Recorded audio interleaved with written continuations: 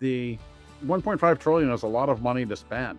And we've heard from some of the folks at some of the agencies under the umbrella of the department, they're quite frankly wondering how they're going to spend it that quickly.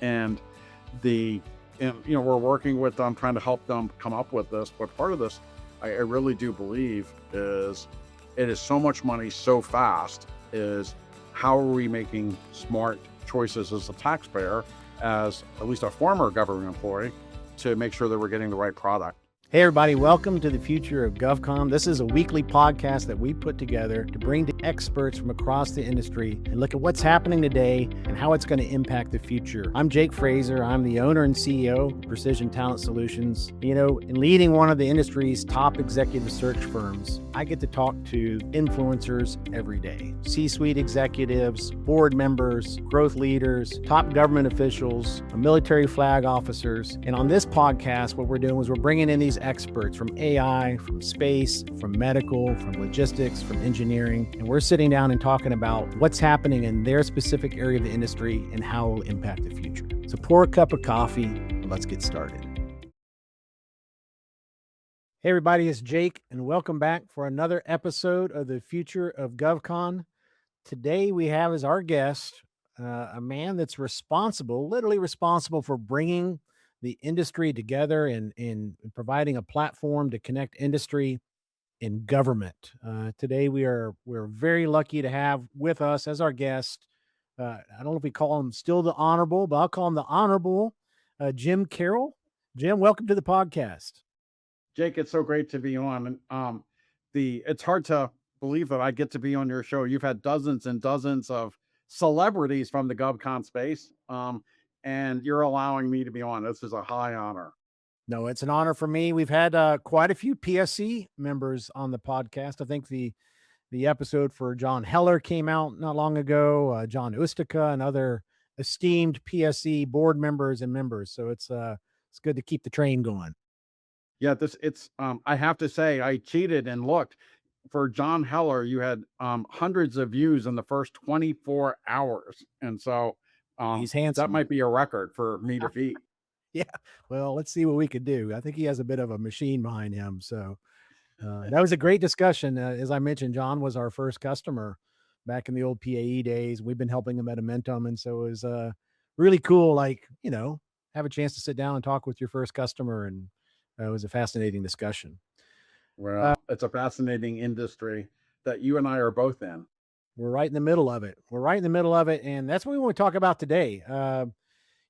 For those that don't know Jim Carroll, I don't know how you wouldn't know him, but Jim took over as the CEO for the Professional Services Council, PSC, and he'll probably want to talk a little bit about PSC and the mission. He'll do a better job than I do, but it's a great association. We're members and, go to as many of their events as we can.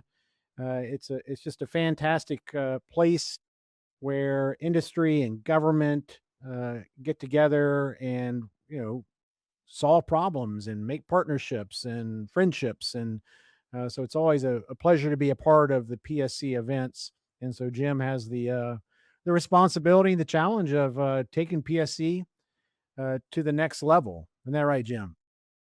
Well, we have 400 members, but don't tell anyone. Precision Talent Solutions is our favorite member, but that's our secret. We're not going to tell. All right. We're not going to tell the world. I'll take that.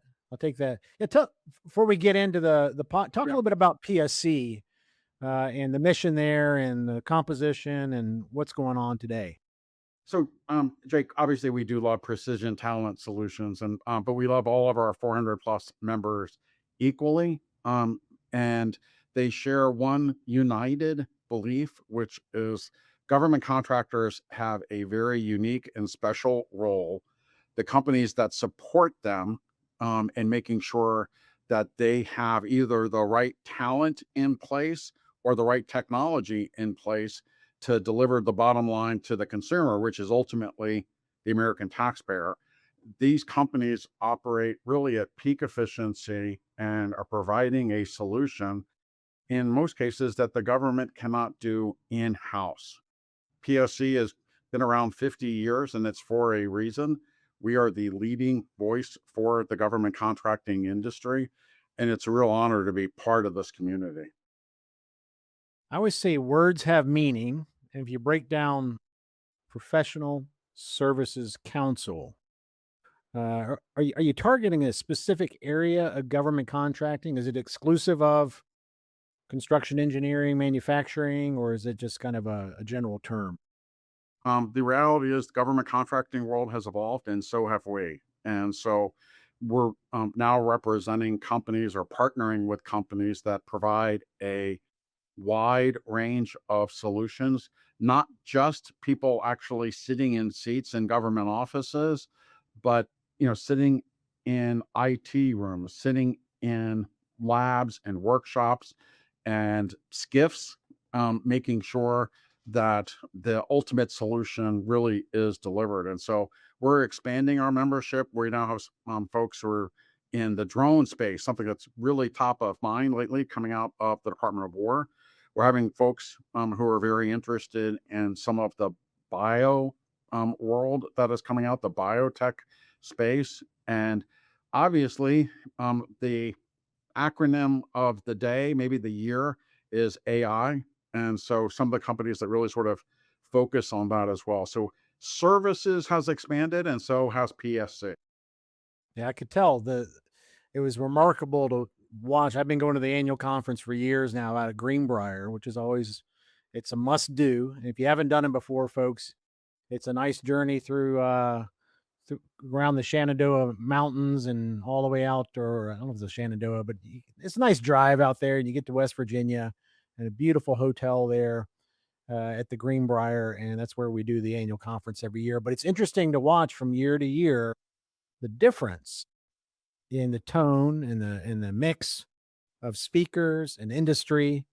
And if I were going to tell you what I saw this year uh, compared to last year, last year things were interesting with DOGE going on, and we didn't have clear priorities yet from the administration, and there was some uncertainty.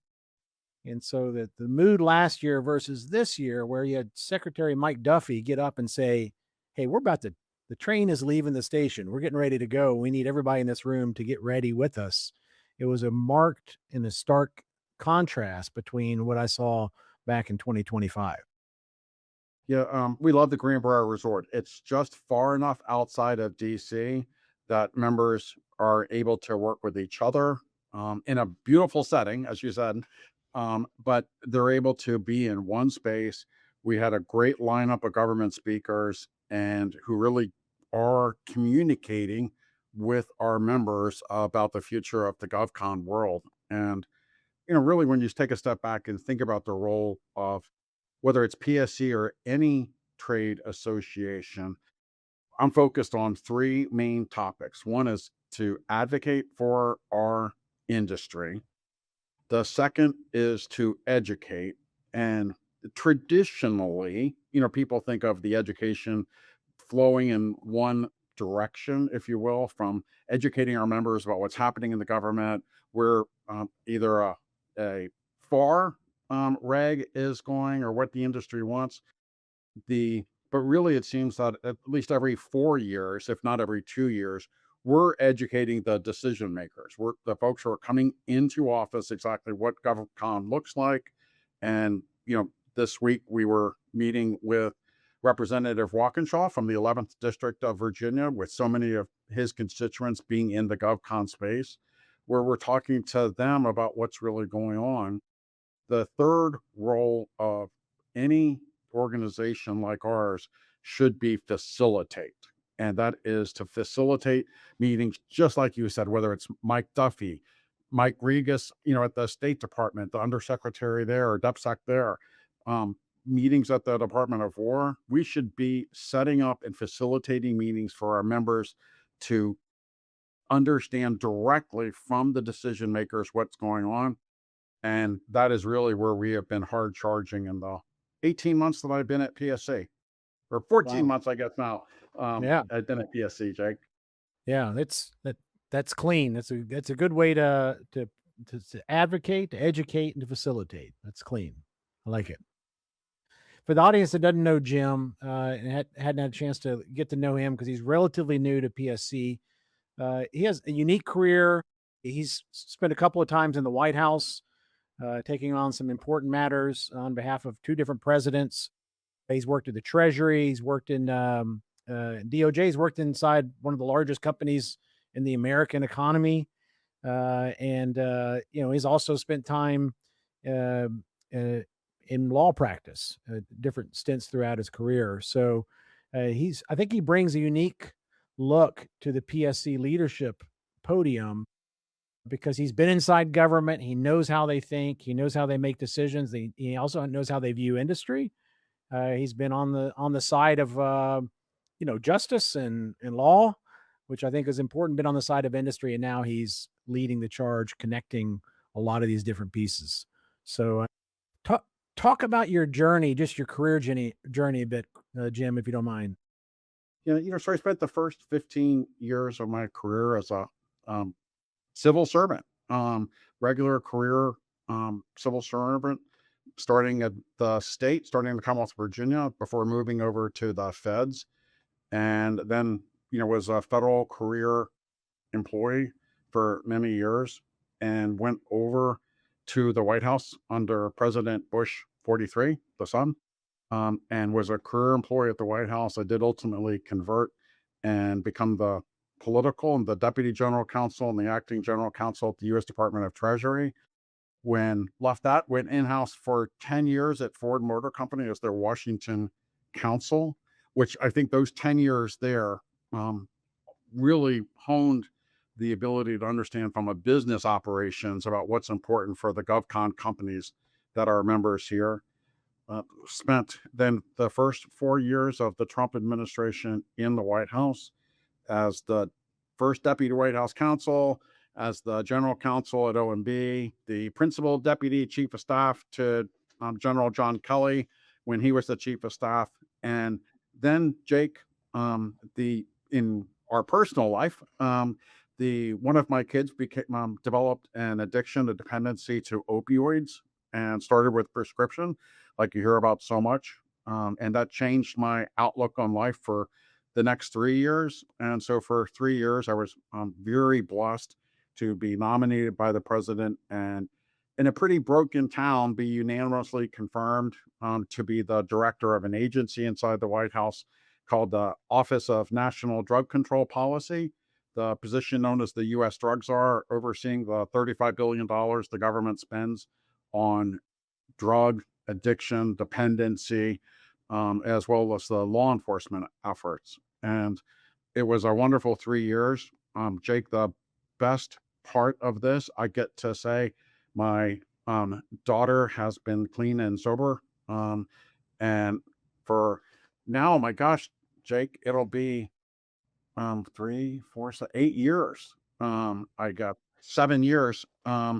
And she has two children. And so life is good. But I quickly realized that not every family, not every individual has this type of joyful um, conclusion to a very difficult saga. And so for those, 3 years, I really focused my efforts on that. I went to a law firm after that, but I really was not billing by the hour like a traditional lawyer. All of the work I was doing was really for nonprofits that were in the drug space, helping people, and was very blessed to be able to work in that space and help groups that were trying to do the right thing.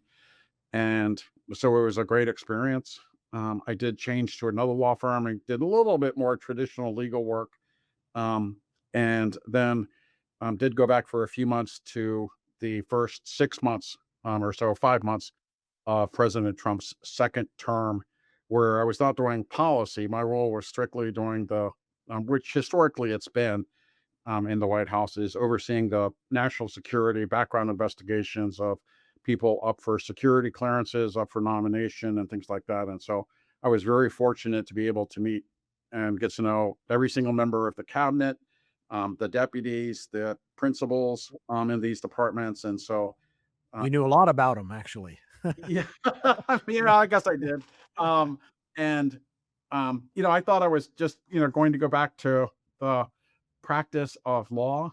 And this opportunity came up to be part of PSC, and it's been a great journey to be able to connect these policymakers, decision makers, the heads of agencies, their deputies, to the companies that are providing services. And so, Jake, I'm really blessed to be in this unique position. And Jake, I mean, you understand, you've been in the government side or government contracting industry for decades. For me, the serving, working for the government is really a unique feeling of being able to have something bigger than yourself. And being at PSC, representing these companies, but working with the government, I feel like I'm in the best of both worlds. I get to understand the business sector, but I really feel like I am part of, the federal government and doing the best. And so it's a unique role, and I'm very fortunate to be able to have this position along with my folks here at PSC. So I'm going to go back early in your career. You worked in two different White Houses.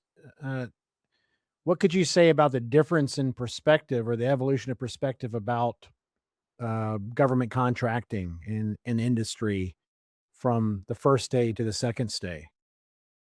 So, in the Bush administration, they were experienced. There were, several senior people who had served for President Bush's father, and people that had been in DC a very long time. And there was a lot of conversation happening about government contracting and efficiency, but really not much taking place in terms of radical transformation. The When I went in President Trump's first term, there certainly was a lot more discussion about this. And I think back to one of those days in the White House when the president was standing there talking about deregulation, and he had this pile of paper that stretched floor to the ceiling and said, "These are the regulations that were impacting business, and we've gotten rid of them. And here's the small stack of ones that we have enacted since taking office." The same is true sort of for the GovCon space, that there was an attempt to free them up to make sure that they were able to operate more efficiently and be able to produce really the best possible outcome. And now in the second term, my third White House, when I went back, I think we're seeing it. I do think the DOGE cuts. It's hard to believe that DOGE was just last year. It seems like a lifetime ago, but that cut. It didn't cut fat. It didn't cut meat. It cut to the bone. And there, the emphasis on driving efficiency was done with that type of cleaver and certainly not a surgical approach. We're now seeing, and we've been advocating for government contractors since the day I came in about what we bring to the table. And we have seen that that the government agencies and departments are now hiring back.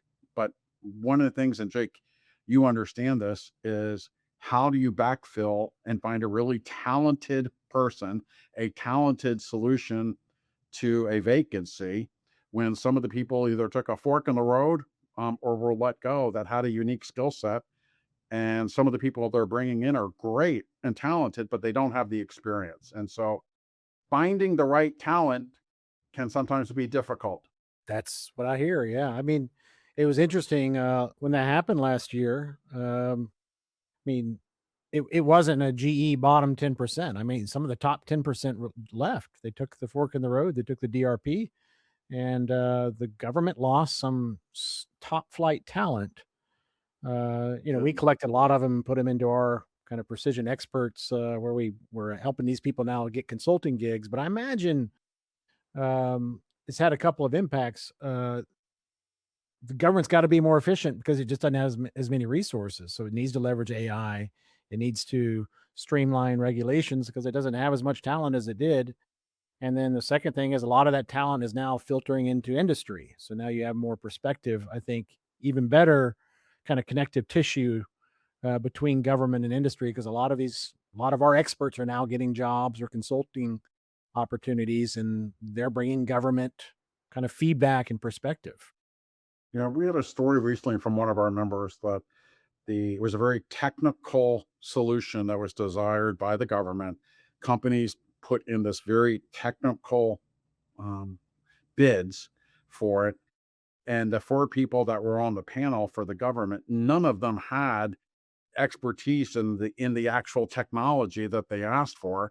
And so when the acquisition folks at the government don't have it, it makes it very difficult. We want educated professionals to be the government purchasers because it drives the best outcomes. But, Jake, when you think about it, and you mentioned, so many of the really talented people that Precision Talent Solutions has had, if we went back to those people who are now a consultant and said, hey, would you like your old job back at the government? They might not want it. And Yeah. so, um, Fact. finding Yeah. some, these people or bringing them along is going to be difficult. The government employee space is not as stable as it used to be. And so there might be people who are very happy to be a consultant on the outside. Yeah, I've said anecdotally, but the the pros and cons for every job, and one of the pros for being in the government was stability and predictability, right? And I think that last year maybe shook that fundamental belief.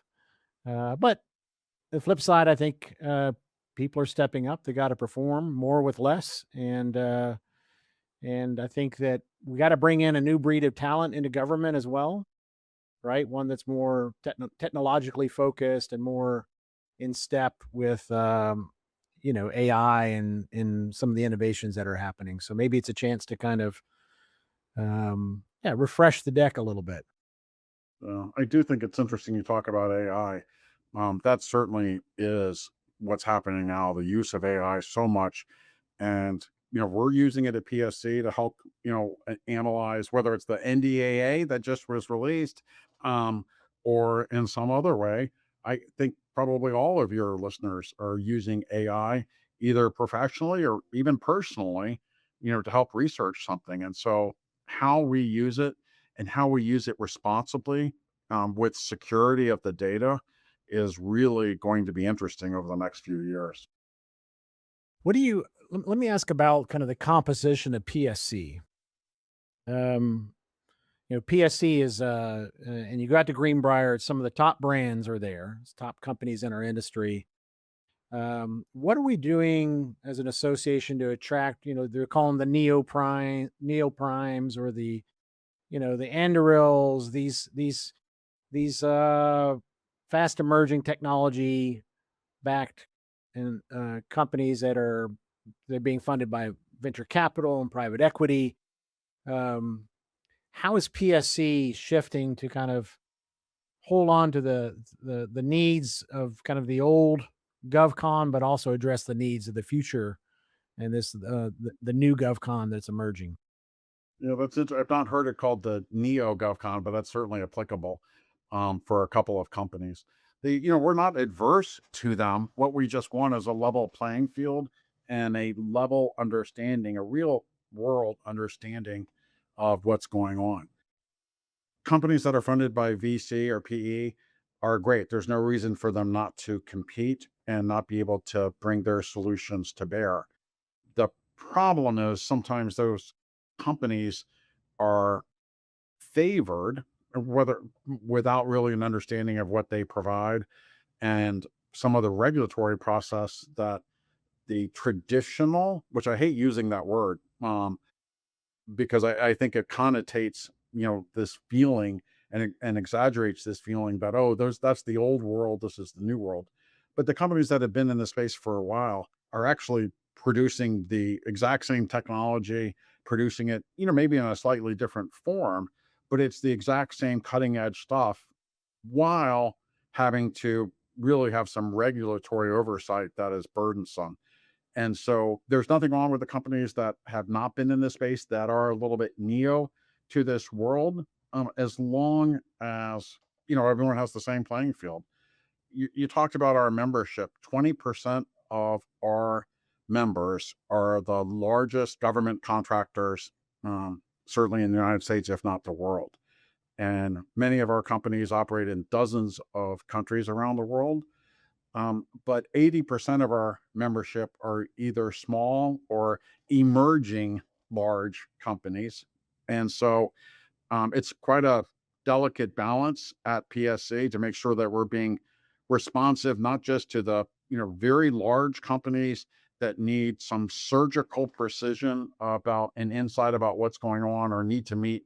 And as we talked about the facilitation side of PSC for some of these folks that are in power, for some of the new companies, the small companies and the emerging companies, what is important for them is to not only gain the education about what's going on, but also when you think about the difference between a junior and a senior person, but to come to us, whether it's going to an event and hearing about what's going on or meeting with the more senior people. There's a lot of B2B work that happens as a result of partnering with PSC. And there was a meeting this morning, and the company was saying that they have grown, and they're now a $500 million company thanks to partnering with some of the large companies that they have met while being part of PSC and going to our events. And so when we have these events, whether, as I said, whether it's at the Department of War, whether it's at the White House, whether DOJ, we've had a bunch of DOJ meetings lately. We're making sure that we're bringing folks from every part of the GovCon world, even if they just have a few dozen employees.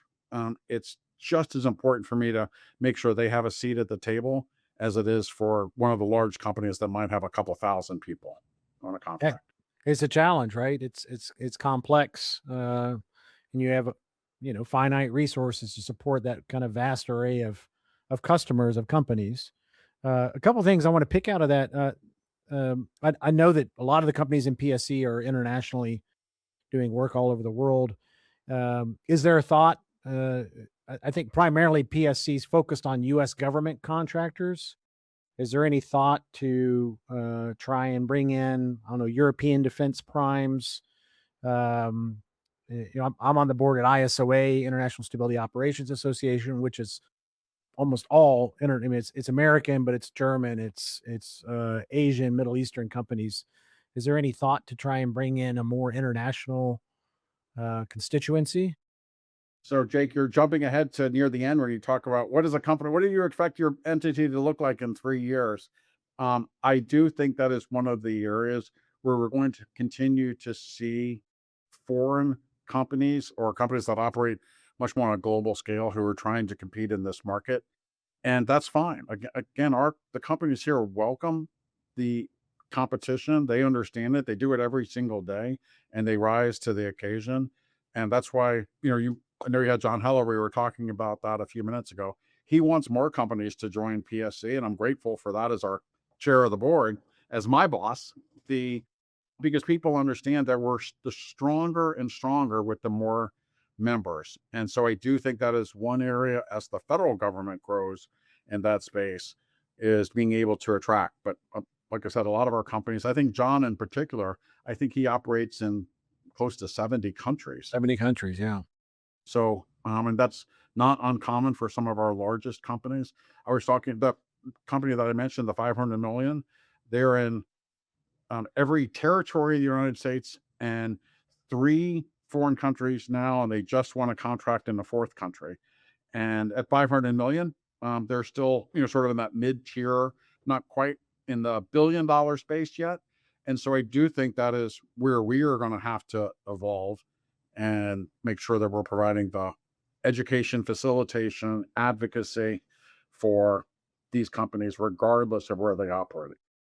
How do you handle the again, it's a board question we deal with at ISOA is like, how do you take a professional association, nonprofit, and you have everything from I don't know, like World Economic Forum or YPO, which is very selective, very exclusive, very hard to get into, versus I don't know, a AARP or you know, you just have to pay and drop your slip and you're in the club, and you got to figure out how to position your association within that spectrum of being extremely exclusive, right?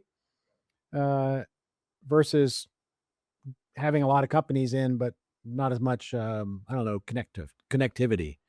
How do Yeah, you I deal with think that? we'll always be focused on American government solutions as our companies that do space primarily do work in the federal space here in the US primarily. As they venture out, we'll be able to hopefully in 3 years in 2029, which seems, Jake, that seems so far away, but it really isn't. Tomorrow. Is being able to tell them what's happening in that space. But we'll always be primarily focused here in the US, right here in Washington, D.C. Okay. And then another thing we touched on is, this kind of the change of access to capital and financing in our industry, right? 30 years ago, private equity and venture capital wasn't interested in government contracting, right? It was, the returns weren't there. Now you have, private equity and VC lined up because they see, good investment opportunities. Yet I understand within government, there's some lawmakers that are questioning ownership structures and the role of like private equity in government contracting. What's the balance there? How do you keep control but allow growth by financing? Yeah, it's an interesting question. The margins in this industry are not very big. And I don't know that it's true. I should use AI to confirm whether or not it's true. But one of the CEOs of our larger companies, we were talking about margins. We were talking about this with the executive committee, that there is a higher margin in the companies that sell sand to golf courses than there is for the government contracting space. So when you think the margins aren't that large, the excitement that VC and PE have in this space, I think it's really, they're looking at something larger. They're looking at the technology that is being developed right here inside this space and the commercial implications of it outside of the federal government. That's why I think we're seeing some of the VC and PE. I think there might be a little bit of the sense that so much of other industries have already been captured, that this was one of the last ones. And so while the margins might not be as high as something else, it's still worth it for them to get involved. I would say that some of the challenges with having companies that are controlled by VC or PE is that they don't necessarily understand how federal government works. And that is the education piece that, we do, whether it's with the new government coming in every 4 years or new Congress coming in every 2 years. They are having to sort of educate their backers, their financial backers, with how the government can be slow at times to actually procure services. That's part of your educate. I mean, that's extremely valuable service that PSC is providing.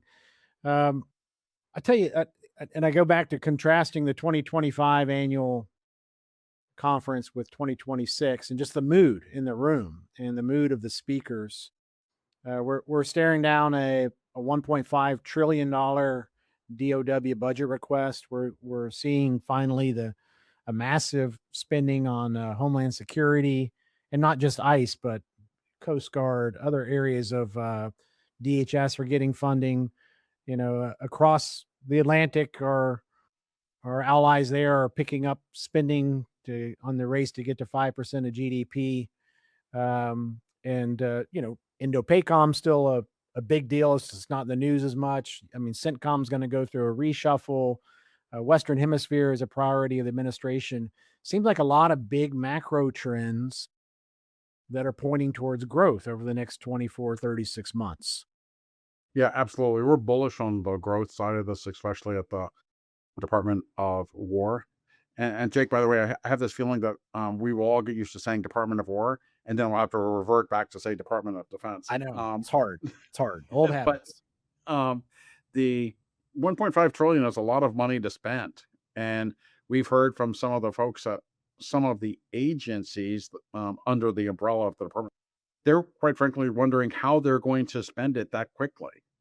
And we're working with them, trying to help them come up with this. But part of this, I really do believe, is it is so much money so fast. Is how are we making smart choices as a taxpayer, as at least a former government employee, to make sure that we're getting the right product. Homeland Security is interesting.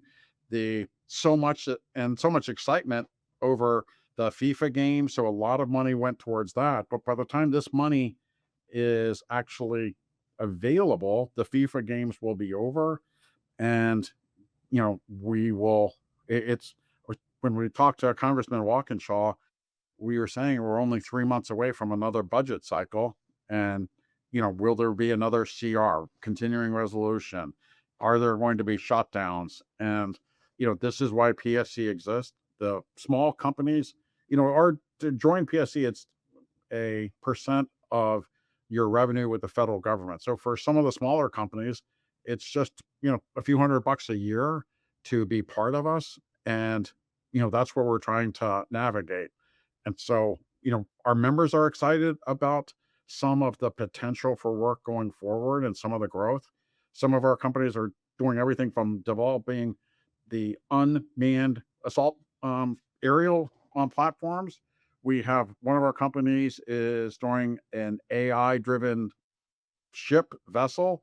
And so it's really remarkable the technology that is we're going to witness in our lifetime.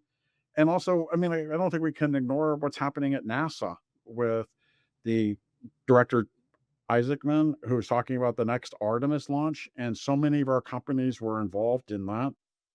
Some of this is really exciting time. And I mentioned a few minutes ago about my grandchildren. What I want to do is make sure, like I think we all do, is for our children and grandchildren, they're inheriting a very safe, prosperous world where they can, get good jobs. They feel safe, both domestically as well as internationally. And so that's what, we're trying to do is really look forward to the future. Yeah, we're looking at the future, and then I think the government's also looking at now. And I mean, every conference you go to, they talk about speed and velocity, and moving out, and the train leaving the station, all these things. What do you see happening, and how's PSC involved in the streamlining of federal procurement? Yeah, we're all very happy with the idea that the government is going to move to outcome results to make sure that these companies are performing, that if they're delivering on time, on budget, that's how they score well and do well for future contracts. Outcome based, contracts is a great thing because we are delivering really wonderful outcomes. That's a great concept for us. It's interesting that some of the folks, I'll say the political folks in this area inside DC are talking about, oh, we need to move to firm fixed prices, firm fixed contracts. Amen. We're happy about that. That's something that we want to do as well. If it's there's no issues whatsoever with us moving away from any of the other types of contracts. Firm fixed prices are great for us. There's dependency, there's stability, and so I do think there will see more and more of those of outcome based and fixed price where there's some recognition of the risk. I think we're beginning to see more and more of that. And we also are seeing, and I think obviously what's going on in the Middle East is Secretary Hegseth and President Trump pushing on the manufacturing companies, the people who are doing the magazine depth for the defense world, of upping their manufacturing and their spillover to the services side of this. And obviously some of our companies do get involved in the manufacturing side of this, but the idea of faster, get the results now instead of waiting years is welcome news to the industry. Yeah, I mean, there's two sides of the firm fixed price piece. I mean, it's kind of tied to our earlier discussion around the talent base and the government. They got to be able to define their requirements, right? Um, uh, that's that's the key. And when you have a somewhat depleted federal procurement core, that becomes a challenge. Yeah, if Precision Talent Solutions would stop placing the top people in the country, they would still be at the government. So maybe, Jake, we need to sort of talk to you about what Precision Talent Solutions is doing. Yeah, that's a thought. Um, what do you think about the some of the administration's moves on stock buybacks and some of these I would call them non-invisible hand EOs and things that are changing the economics of the industry? What's the view of that? Yeah, I mean, it's interesting because the impact on the companies are only obviously for the ones that have stock that are publicly traded. And there's certainly a handful, and a lot of the large companies are. for a lot of the small and medium-sized companies that don't have that type of structure within the SEC, are regulated in that way, it's again, is it creating a level playing field or an unlevel playing field where those companies can't engage in that? They know they have to invest in research or they won't survive in the long term. This is a long game. This is not the short game. And so they're pouring millions and millions into research to developing what's going on. And so the it seems there's a bit of ham-handedness with some of this, and we understand the concept, right? We understand that these companies have a right to make a living and put food on the table for their employees, but they shouldn't be doing so at unrealistic margins. I really don't think any of the companies are, and it seems a little bit though like they're picking on the larger companies that are publicly traded. And when you look back, as you mentioned a minute ago, some of the companies that might be PE or VC and don't have those types of burdens of the SEC of Yeah. who are we playing favorites or not? And so I think that's something that we have to be able to look at, to make sure that we're being fair. Yep. That plays both ways, right? Or it does. Yeah. And I think DC is a small town, Jake. We've talked about this. Things are come back around, and things change and revert back. The revolutionary far overhaul by title is not that revolutionary. It's something that the industry and government has wanted for decades. And while there's certainly a good effort now to actually revolutionize it, the concept is not new. And I think the same thing is true for PE and VC is, are you going to be here forever? Are they going to stay in this market when they see how small the margins are? And then what's going to happen to the companies that are exclusively new to DC and new to the way that we in DC operate? Yeah. That's a good point. A couple more questions before we shift to the future to 2029. Something I know that PSC does a great job is when there are changes, hiccups, government shutdown, even partial government shutdown. I see PSC kind of like helping companies navigate that and have their voice heard. Give me a number. What's the percentage chance of us having a government shutdown at the end of this fiscal year? Not good. It's not good for the country, not good for, I think there's more likely that there will be a government shutdown. I think the things that are going against the shutdown is the fact that there's an election this November. Neither the Republicans nor the Democrats won during the last shutdown. Maybe one got hurt worse than the other, but there's no winners with a shutdown. That being said, the there are people that are very dead set against enacting some of the things the president wants to do with the budget.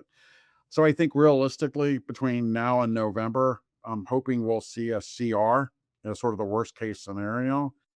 But I can see a very short term CR to get through the election.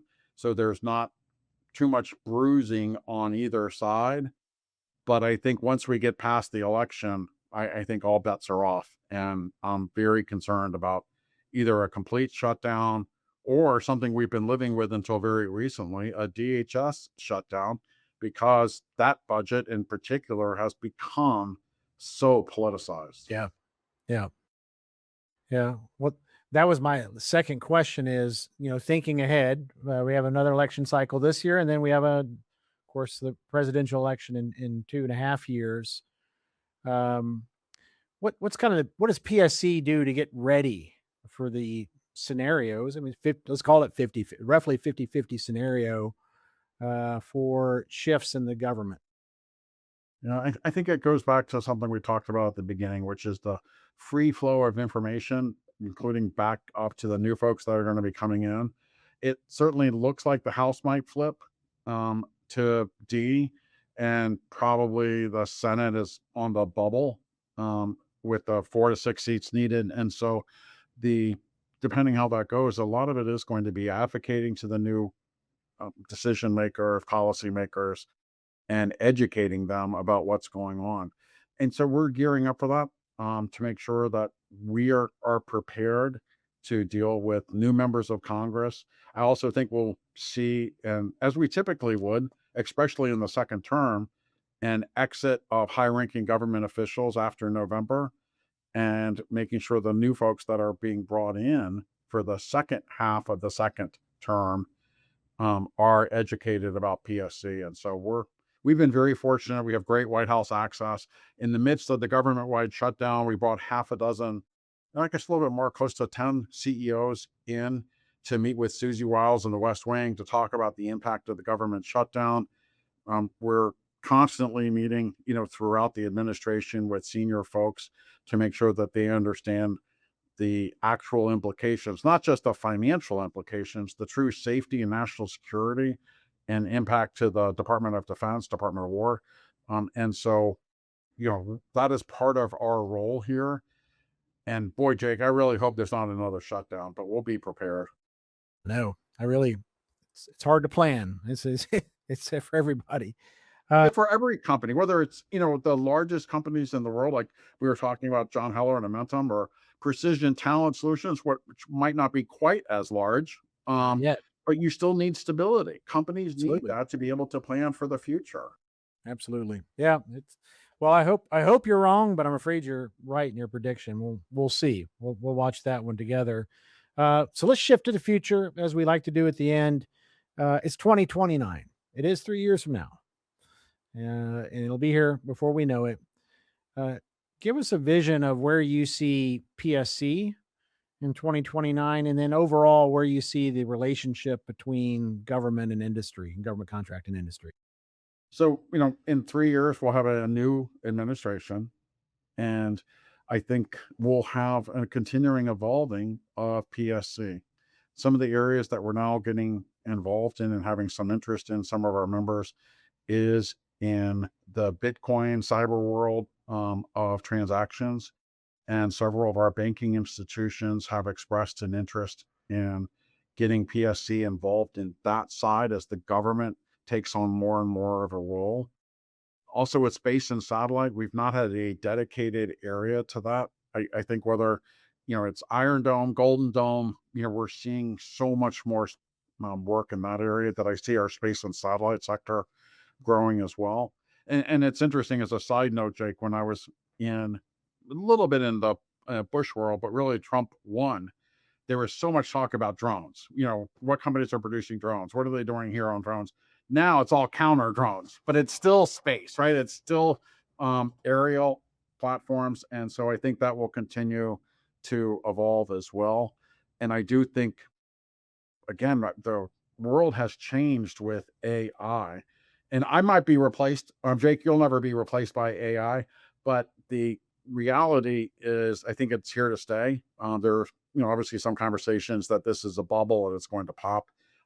I don't feel that way. It might be used differently and might be not as many players in the field, but AI is here to stay. And some of the companies that are members are in that space. And obviously, we're growing in that area right now.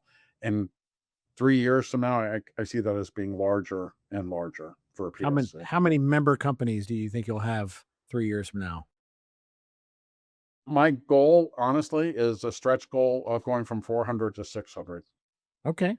And it's not for numbers. What that means is influence and the opportunity to make, persuasive arguments on behalf of our industry. So I told my staff 600 is the goal. Great. Good number. We'll be It's a checking big that. number. What's we like one word. We like some clarity. What's your one word to describe your gut feeling about the future of GovCon in the PSC world and kind of at writ large? Yeah, I think the one word, and I knew this was coming, Jake, and the word for PSC is advocate. And whether it's for a certain segment of the industry, whether it's a regulation that's needed or one that is actually causing a negative impact, it's the ability to be an advocate for the industry. That's our one word, and it should be for every trade association, is advocate, including, right, the good and the bad. Sometimes that means we're the one out there being the punching bag, and that's okay. We're happy to be that sometimes. as an association.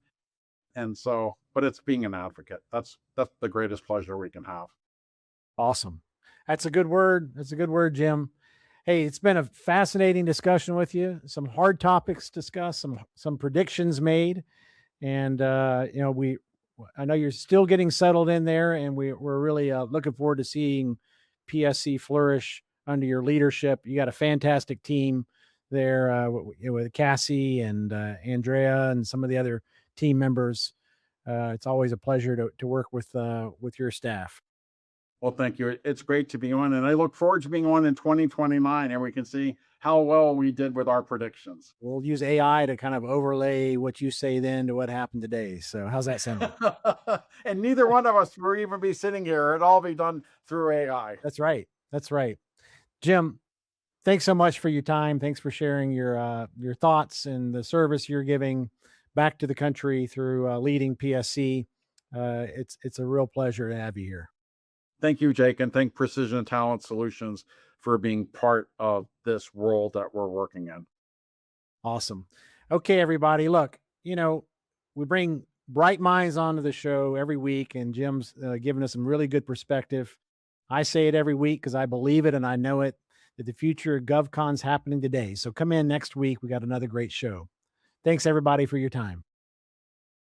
All right, so thanks for joining me on another episode of the Future of GovCon. I hope you enjoyed today's conversation and some of the bold predictions. If you did, take a second, share it on your social media, subscribe on YouTube. If you have any ideas for future guests or topics you'd like to have covered, hit me up on LinkedIn. I'm always there, and you can always learn more about Precision Talent Solutions at pts.careers. Look forward to seeing you next week on our next episode.